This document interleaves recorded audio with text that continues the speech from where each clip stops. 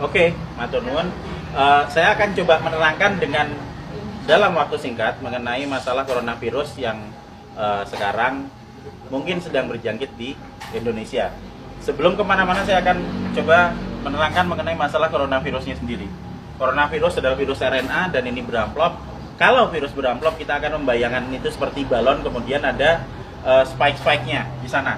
Nah, spike yang di luar ini terdiri dari lapisan glikoprotein. Lapisan glikoprotein akan sangat mudah hancur oleh pelarut lemak, deterjen, ataupun desinfektan. Jadi coronavirus meskipun dia punya kemampuan untuk menyebar dengan cepat, dia tetap memiliki kelemahan. Kelemahannya apa? Kelemahannya akan sangat mudah hancur oleh pelarut lemak, oleh deterjen, oleh desinfektan. Sehingga jika kita sering cuci tangan, kita sering ngepel lantai dengan desinfektan atau dengan cairan untuk pel, maka virusnya akan hancur dan tidak akan menulari lagi. Nah, kemudian saya akan cerita gimana caranya coronavirus bisa menulari ke manusia. Coronavirus menular ke manusia itu lewat sentuhan dengan material-material yang sudah terjangkit virus pertama, terus kedua pada saat kita berada di keramaian, kemudian ada orang yang mungkin bersin, kemudian kita kena oleh kontak langsung, maka dia akan langsung bisa menulari kita. Tapi sekali lagi kita jangan terburu panik dulu. Kenapa? Karena coronavirus ini tidak seganas seperti yang dibayangkan atau yang ditampilkan oleh media. Kita akan selalu lihat di situ. Sekarang korban coronavirus seluruh dunia ada sekitar di 80.000 sekian penderita. Tapi dari 80.000 itu nanti yang meninggal itu ada sekitar 2.400 yang selalu hanya akan ada di kisaran angka 2-3%. Silakan nanti dilihat di data statistik mengenai seberapa banyak yang orang yang terkena coronavirus dan seberapa banyak yang meninggal. Yang meninggal selalu ada di kisaran antara 2-3%. Berarti sisanya sebanyak 97% itu selamat dengan deskripsi lebih detail. Yang sakit 53%, sementara sudah ada yang mulai sembuh itu sebanyak 44%. Nanti kita akan cerita kenapa dia bisa sembuh. Jadi begitu coronavirus masuk ke tubuh manusia, maka dia akan menginfeksi sel saluran pernapasan. Hari pertama akan ada bersin-bersin, wajar karena itu sistem imun non spesifik yang bekerja. Hari kedua akan ada pilek. Hari ketiga dan keempat kemudian nanti akan ada demam. Hari kelima demam akan berlanjut, dan jika badan kita fit, maka di hari ketujuh antibodi akan mulai dikeluarkan. Jadi kita akan belajar mengenai sistem imunologi basic di sini. Pada saat terkena pertama kali, maka tubuh perlu waktu 7 hari untuk memasukkan data mengenai virus yang masuk ke sini ke sel memori. Di hari ketujuh ini ada antibodi. Hari ketujuh antibodi akan meningkat, akan keluar di sini hari ketujuh. Hari ke-14 dia akan naik sampai ke atas maksimal. Nah, pada saat antibodi naik di sini, maka antibodi itu akan dipakai untuk melawan virus corona. Karena antibodi sifatnya spesifik. Antibodi anti corona hanya bisa dipakai untuk menangani virus corona. Dan itu akan dikeluarkan 7 hari pasca infeksi. Yang akan sampai di puncaknya di 14 hari. Pada saat antibodi sampai di puncak, maka virus corona akan ditangani oleh antibodi di dalam tubuh kita sendiri. Karena virus hanya bisa ditangani oleh antibodi. Beda dengan bakteri. Bakteri bisa pakai antibiotik, virus nggak mempan. Hanya oleh antibodi. Dan nanti antibodi akan berlanjut turun sampai di minggu ketiga. Apa yang terjadi di minggu ketiga pada saat antibodi sudah mulai turun? Berarti infeksi yang ada di dalam sudah ditangani oleh antibodi yang tumbuh dalam kondisi maksimal di umur 14 hari tadi. Jadi sesudah 21 hari, otomatis virus yang ada di dalam badan kita sudah tertangani. Apa yang terjadi kalau nanti ada serangan virus lagi? Jika ada serangan virus lagi, data yang ada di sel memori akan dikeluarkan sehingga respon imun kedua akan berlangsung 24 jam sesudah paparan. Jadi misalnya saya sudah pernah kena corona dan saya bisa bertahan hidup sampai 14 hari, maka saya akan kebal seterusnya. Dan berikutnya jika saya kena virus corona lagi, kita nggak perlu nunggu sampai 7 hari sampai antibodinya keluar. Sekarang kena, maka besok antibodi sudah dikeluarkan. Itu sebabnya 44% orang bisa sembuh bahkan tanpa vaksin, karena vaksinnya belum diketemukan. Dan masih ada 53% yang sakit yang akan sembuh ngikuti 44%. Karena pola kematian atau mortalitas tidak pernah bergerak dari 2-3% maksimal. Sehingga tidak perlu khawatir, tidak perlu panik pada saat ada wabah corona. Kita punya prinsip penanganan wabah ada 3. Pertama, kita kurangi paparan virus. Gimana caranya? Untuk kita pribadi hidup sehat, sering cuci tangan, jaga kebersihan tubuh, sering mandi. Kalau misalnya kira-kira kita khawatir terjangkit, ya jangan datang ke tempat keramaian yang banyak orang sakit. Dan untuk mengurangi paparan virus ke kita. Nah, untuk kitanya sendiri gimana? Kita bisa naikkan antibodi. Gimana caranya? Dengan mengkonsumsi vitamin E atau C, vitamin E plus C setiap hari. Plus madu. Karena madu bisa dipakai untuk energi, sementara vitamin E dan C akan bisa dipakai untuk menaikkan produksi antibodi. Energi dipakai untuk pembentukan antibodi dari kita sendiri. Dan yang terakhir, kalau sakit jangan keluar, di rumah aja, terus kita beri terapi, kita sembuhkan, makan yang benar, kita melakukan pola hidup sehat, sehingga jika itu nanti sakit atau misalnya katakanlah demam, panas dalam waktu 4-5 hari, itu wajar, nggak usah panik, biasa aja. Kita hanya perlu memberikan vitamin E, C, makan yang cukup, istirahat yang cukup, nanti di hari ke-7 antibodi kita keluar. Itu juga berlaku buat yang sakit. Sehingga sebenarnya kita semua akan bisa menangani wabah coronavirus ini. Asal kita bisa tahu basicnya seperti apa, ilmunya seperti apa, dan yang paling terakhir, jangan panik, santai aja, kiamat masih panjang. Jadi begitu, Dok. Sebenarnya virus corona itu dari mana asalnya? Coronavirus itu sebenarnya sudah tersebar di seluruh dunia sejak dari zaman dulu. Sejak dari zaman 200 sebelum Masehi itu udah ada, dan jenisnya banyak sekali. Ada puluhan jenis. Yang kita sedang hadapi sekarang COVID-19, Coronavirus Disease 19, karena mulainya dari tahun 2019 di Wuhan. Itu hanya salah satu dari sekian puluh banyak jenis coronavirus. Dan ini bukan hal yang asing lagi. Dan ini adalah virus yang sudah ada sejak dari dulu, dan jika kita bisa tahu struktur virusnya, maka kita akan bisa tahu kelemahan dan kelebihannya. Jadi jika kita tahu strukturnya, tahu kelemahan dan kelebihannya. Betul. Nah, apa yang membedakan COVID-19 ini dengan SARS atau MERS gitu, Dok? COVID-19 itu mirip sekali dengan SARS, tapi berbeda dengan MERS. Perbedaannya adalah di reseptornya. Kalau misalnya COVID-19 dengan SARS, dia akan nempel di reseptor namanya ACE, angiotensin converter enzyme 2 di manusia. Sementara yang satu lagi di DHP, human dipeptil peptidase 4.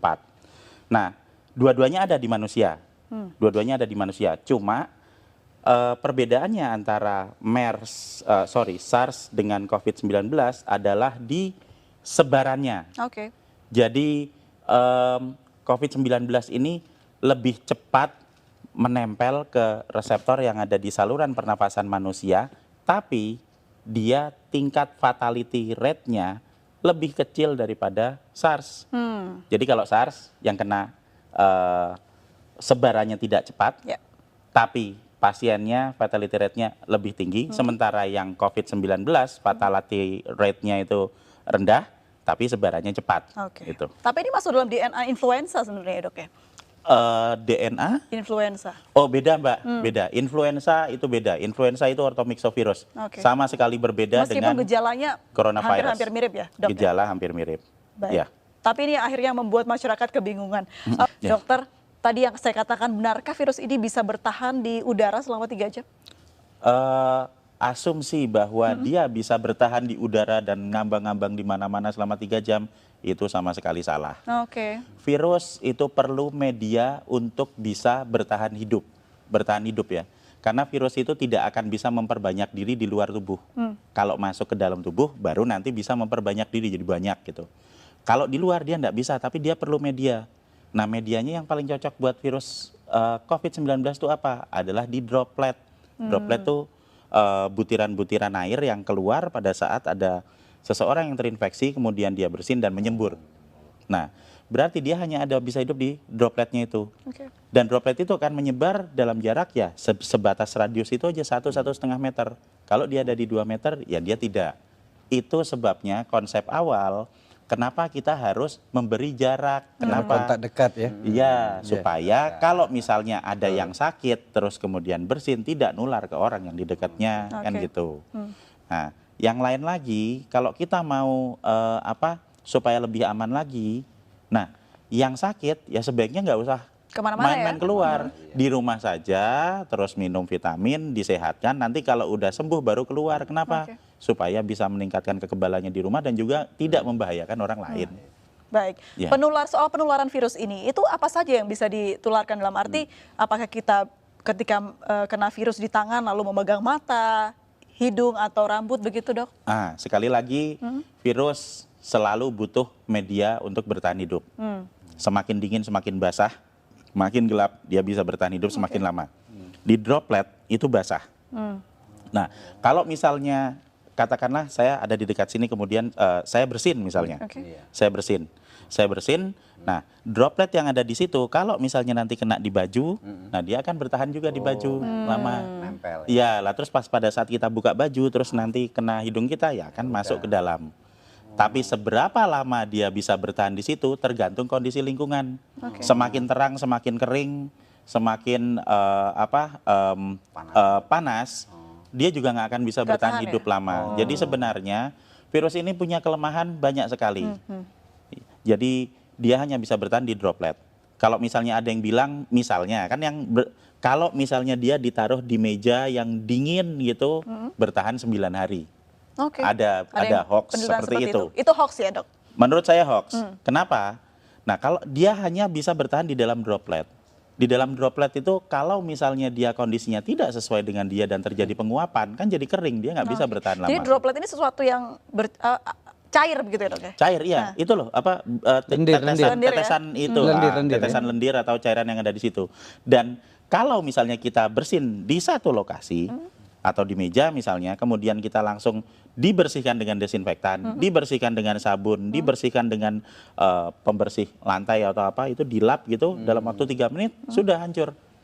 Jadi virus ini gampang hancur dengan pelarut lemak, dengan sabun, dengan deterjen dan macam-macam, termasuk kalau nempel di baju kita terus langsung masukin mesin cuci, itu virusnya hancur.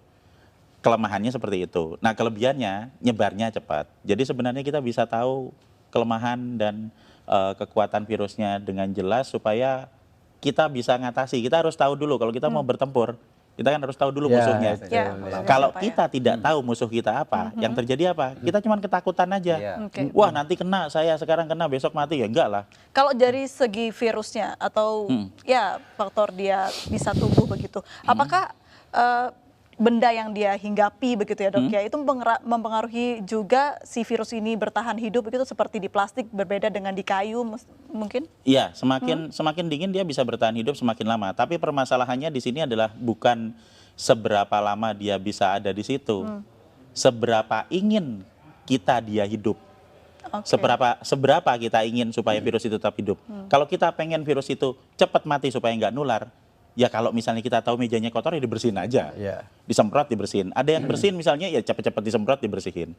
Semakin kita diamkan paparan virus yang ada di situ ya dia akan bertahan semakin lama. Baik. Tapi kalau misalnya kita bisa punya kesadaran sendiri untuk mulai dengan pola hidup bersih, setiap ada sebaran di situ ya kita semprot bersih, simpel kok itu, enggak terlalu sulit, cuma diusap aja seperti itu. Nah maka kita akan sangat membantu untuk mengurangi sebaran virus. Baik, itu juga berlaku untuk batuk begitu ya dok ya? Iya betul. Dan kalau tetap mata nggak mungkin ya dok ya Enggak misalnya? mungkin, enggak, sama sekali tidak mungkin. Apalagi hanya pikiran. Iya, hanya kalau pikiran. tetap mata ntar jatuhnya ke hati ya dok ya. Baik, Namanya halu baik, itu, halu. halu. Kalau berbicara soal bagaimana dampak negatif dari virus ini, apa dampak yang paling buruk bisa dihasilkan dari virus ini dok? Jadi kita akan kembali lagi ke sifat virus. Virus ini pertama cepat menyebar, jadi dia akan sangat mudah beradaptasi, bisa menempel di saluran pernafasan manusia. Yang kedua, fatality rate-nya tidak besar. Ini kita bisa lihat dari hasil statistik dimanapun di seluruh dunia, bahwa masih selalu akan ada 97% orang yang recovery. Jadi kalau dari 100% populasi ada 3% yang masuk ke fatality rate, dan 97% itu dia bisa Ya. pulih dan juga bisa masih tetap sehat. Ini yang terjadi di pasien nomor 1, 2, 3. Ingat toh waktu di Yep, Depok yep. itu? Jadi tanggal 29 Februari dinyatakan positif. Benar toh? Terus dirawat di rumah sakit selama 16 hari. Dan kemarin mereka semua pulang dalam kondisi sehat. Sehat. Dan berubah jadi negatif. Berarti apa? Status positif terinfeksi ini bukan status yang tetap. Seperti misalnya, oh saya kena, sekarang saya positif. Sampai 1 tahun ke depan saya tetap positif. Tidak. Itu akan berubah seiring dengan peningkatan Kembalinya imun. kekebalan tubuh. Oke. Jadi kalau hari pertama saya terinfeksi, saya akan positif. Hari ke-7 saya masih tetap positif, tapi nanti di hari ke-10 pada saat antibodi saya mulai naik di 7 hari pasca infeksi, di hari ke-10 antibodinya banyak, kita akan berubah jadi negatif. Oke. Puncak produksi antibodi ada di hari ke-14, sehingga di hari ke-14 dia akan habis semua virusnya dinetralkan oleh antibodi. Itu yang terjadi pada pasien nomor 1, 2, 3.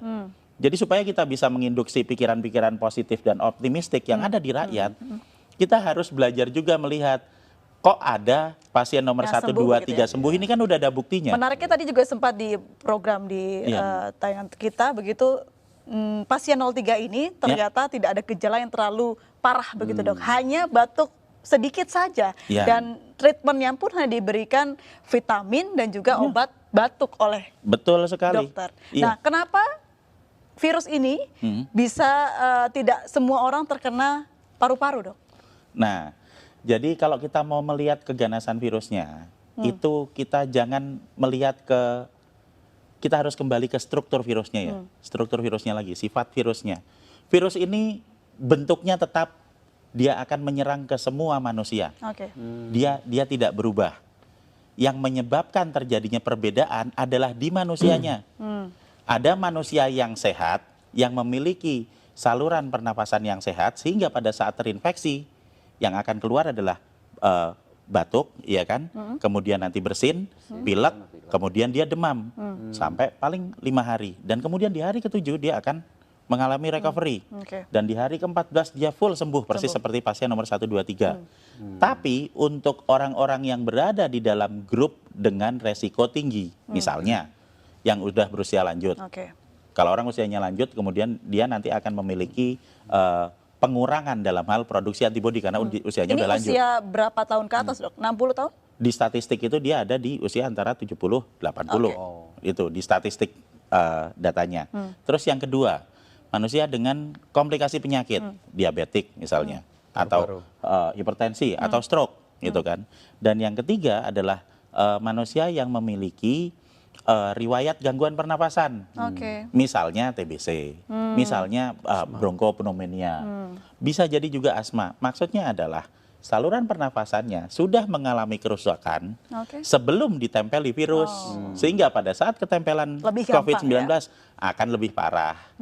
Itu yang menyebabkan terjadinya ada angka fatality rate 3%. Baik.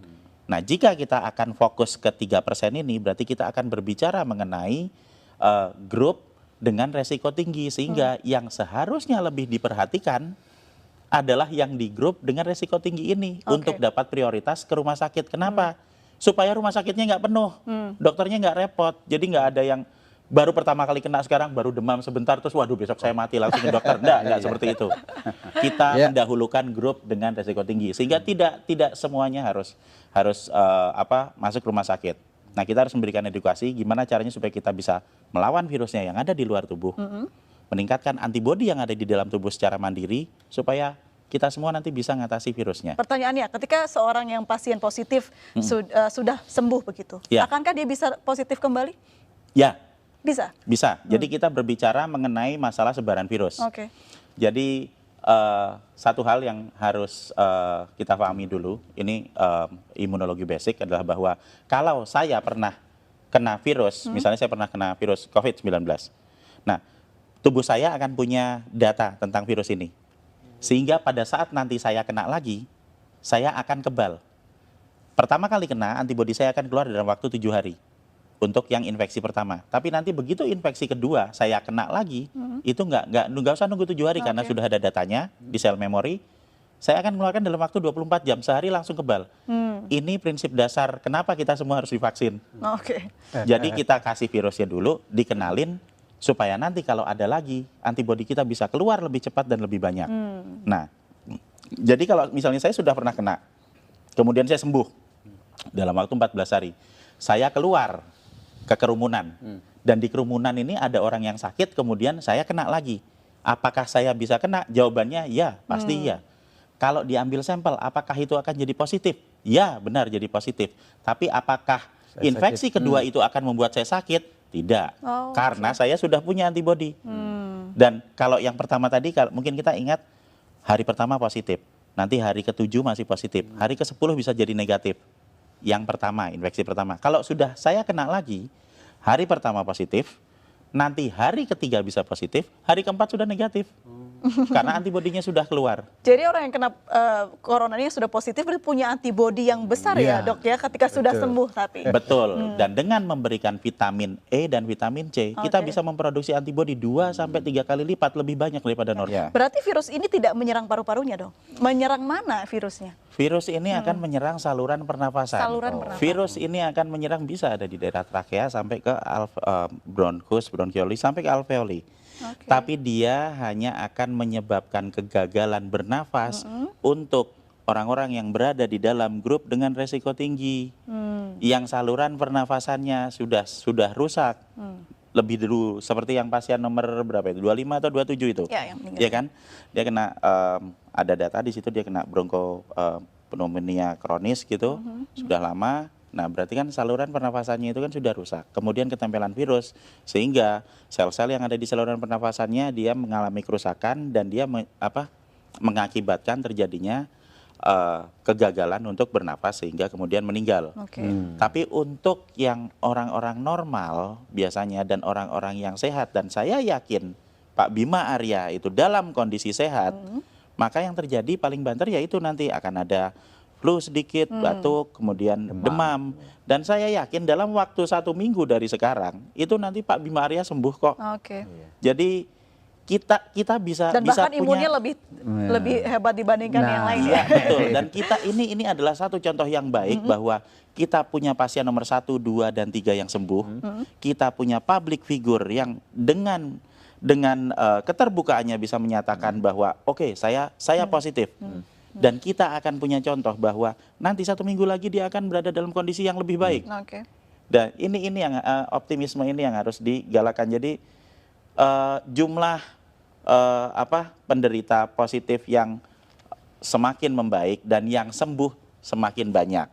Nah, kita harus lebih fokus ke situ. Baik, Jadi dan juga kita harus menghilangkan stigma bahwa coronavirus identik dengan COVID-19 identik dengan kematian. Ini hal yang salah, hal yang tidak benar. COVID-19 identik dengan penyakit, betul. Tapi kalau COVID-19 identik dengan kematian, sama sekali salah. Baik, karena memang kecenderungannya meninggal tidak selalu banyak betul. seperti Ebola Iya. mungkin ya dok ya. Iya, Ebola. Ya, alhamdulillah tidak ada di Masih ada pertanyaan yang ingin saya tanyakan kepada Dr. Indro begitu. Ini kan berarti kuncinya adalah imunitas. Lalu seperti apa kita menjaga imunitas? Vitamin yang banyak, tidur yang cukup, apalagi dok? Jadi produksi antibodi yang normal itu akan bisa dicapai jika kita dalam kondisi yang fit. Berarti apa? Berarti kita ya makan yang benar, kemudian kita istirahat yang cukup. Karena semakin banyak kita bergadang, semakin banyak kita stres dan panik bahwa kita besok mati, Nah, itu. itu akan sangat menurunkan produksi antibodi. Berarti gitu panik loh. benar menurunkan antibodi dok? Iya, Oke. bahkan kita jadi panik terus, kemudian kita jadi nggak tidur, Stres kemudian jadinya. kita mau minum nggak enak, makan nggak enak, iya kan? Takut Akhirnya mati. iya kita kurang energi, akhirnya ya nggak ada produksi antibodi. Jadi sebenarnya dengan pola hidup yang sehat itu akan mampu membuat kita memproduksi antibodi secara normal. Dan pada saat ada dalam kondisi wabah, jika kita mengkonsumsi vitamin E dan vitamin C, Oke. kita akan memproduksi antibodi bisa 2 sampai 3 kali lipat dari produksi normal. Dan ini akan sangat-sangat membantu pada saat ada kondisi wabah virus. Dan yang paling utama lagi adalah sekali lagi panik dan stres itu tidak akan meningkatkan antibodi kita atau menyebabkan virus yang ada di luar menjadi berkurang. Meningkatkan antibodi dengan berpikir positif dengan memiliki ilmu pengetahuan yang cukup bahwa sebenarnya virus ini bisa kita hadapi, kemudian konsumsi vitamin dan pola hidup bersih.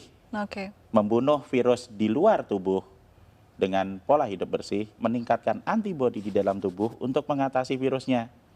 Dan tanpa panik, tanpa stres. Tanpa panik, Nah, tanpa Karena vitaminnya ada panik nggak akan membawa perubahan apapun. Vitamin E-nya dari alam itu, Prof. Mungkin Apa Iya. saja, ya. Jadi kalau misalnya vitamin E atau vitamin C akan ada banyak di apotek. Mereknya apa? Ya terserah beli aja, di sana ada banyak. Kalau misalnya tidak ada, kita bisa menemui banyak vitamin E, itu ada di kecambah atau tauge itu, Oke. brokoli.